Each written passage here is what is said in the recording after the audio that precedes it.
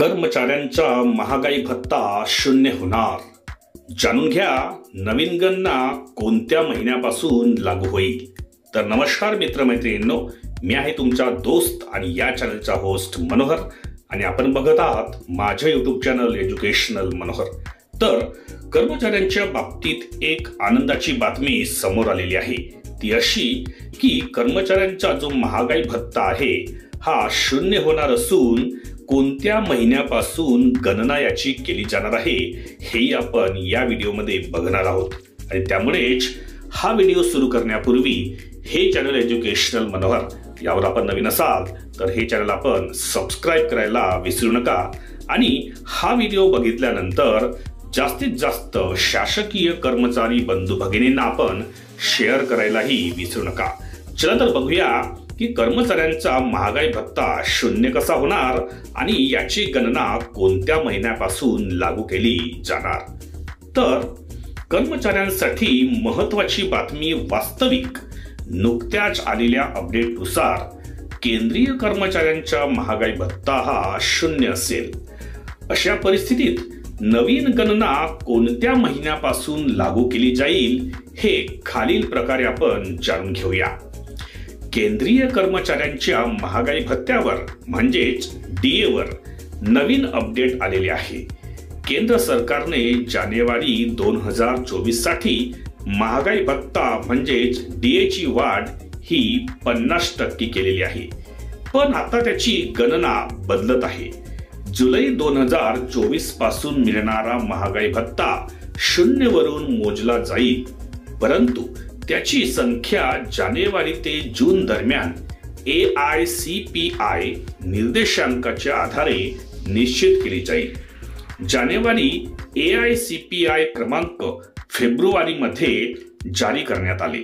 त्यानुसार महागाई भत्त्यात 1% वाढ झाली, म्हणजेच 51% महागाई भत्ता झाला.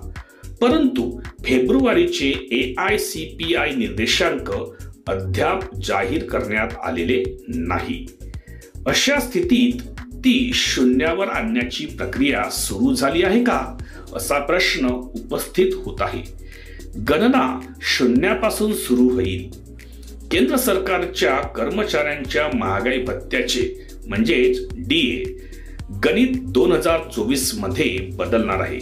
प्रत्यक्षात 1 जानेवारी पासून कर्मचाऱ्यांना 50% डीए मिळत आहे. नियमानुसार 50% महागाई भत्ता मिळाल्यानंतर ते मूळ वेतनात विलीन केले जाईल आणि त्याची गणना शून्यापासून सुरू होईल. परंतु कामगार विभागाकडून याबाबत अद्याप कोणतीही स्पष्टता देण्यात आलेली नाही. याचा अर्थ सध्या महागाई भत्त्याची गणना 50%च्या पुढे चालू राहील. पण ते शून्य कधी होणार? तर 50% डीए मूळ वेतनात विलीन केला जाईल.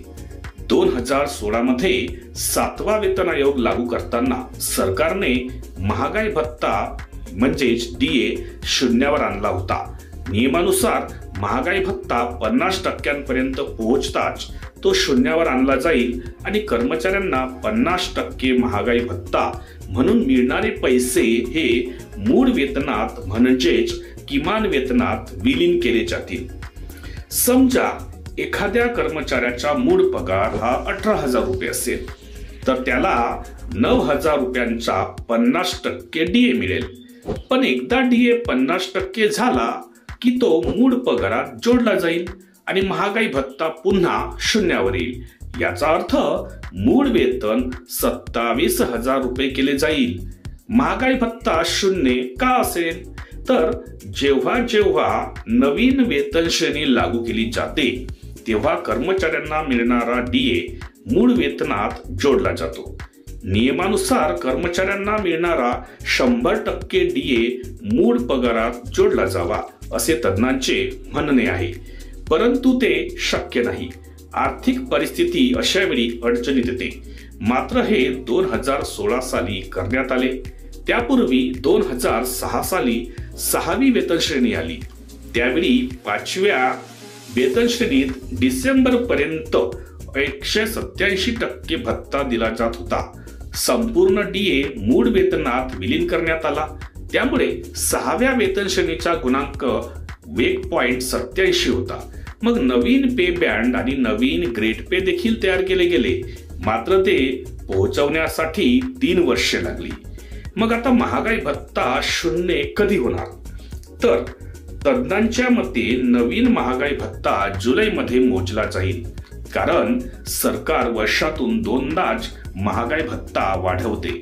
जानेवारीची मंजुरी मार्चमध्ये देण्यात आलेली आहे. आता पुढील सुधारणा जुलै 2024 पासून लागू होणार आहे. अशा परिस्थितीत महागाई भत्ता केवळ विलीन केला जाईल आणि तो शून्यातून मोजला जाईल.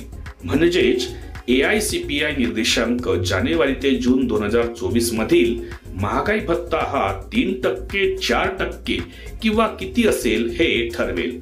ही परिस्थिती दूर होताच कर्मचाऱ्यांच्या मूळ वेतनात 50% महागाई भत्ता हा जोडला जाईल. तर या परिस्थितीमध्ये महागाई भत्ता जर हा 0 केला गेला तर कर्मचाऱ्यांच्या वेतनामध्ये तो डायरेक्ट जोडला जाऊन त्यांच्या मूळ वेतनामध्ये भरमसाठ वाढ यामध्ये होणार असून, त्यामुळे एक आनंदाची अशी अपडेट आजच्या व्हिडिओमध्ये मी आपल्यासाठी घेऊन आलो होतो. त्यामुळेच या व्हिडिओला आपण 1 लाईक आणि जास्तीत जास्त शेअर करायला विसरू नका. आणि हे चॅनल एज्युकेशनल मनोहर यावर आपण नवीन असाल तर हे चॅनल आपण सबस्क्राईब करायलाही विसरू नका. चला तर अशाच एका महत्त्वपूर्ण व्हिडिओमध्ये पुन्हा एकदा मी आपली भेट घेणार आहे.